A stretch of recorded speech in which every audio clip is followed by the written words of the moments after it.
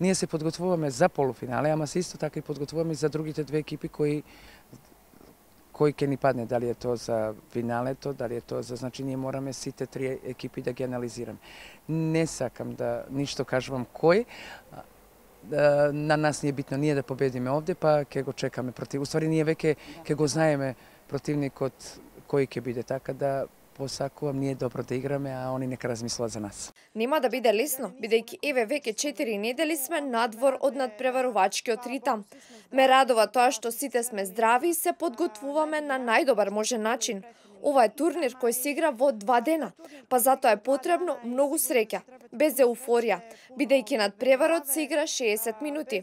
Најтешко се играат надпревари каде што однапред си победник.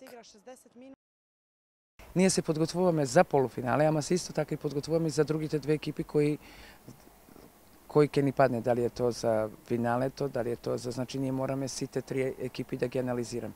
Не сакам да ништо кажувам кој, на нас не е битно ние да победиме овде, па ќе го чекаме против. Уствари ние веќе ќе го знаеме противникот кој ќе биде, така да посакувам ние добро да играме, а они нека размислат за нас.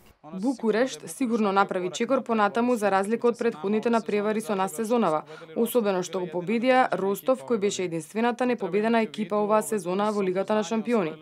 Полни се со самодоверба, освоија бодови на многу важни надпревари во Романија. Екипата ја доби и Јоргенсен, која претходно не играше против нас, и сега имаат поинаква ширина во нападот. Мора да бидеме многу стрпливи и нека одбраната повторно биде наш заштитен знак.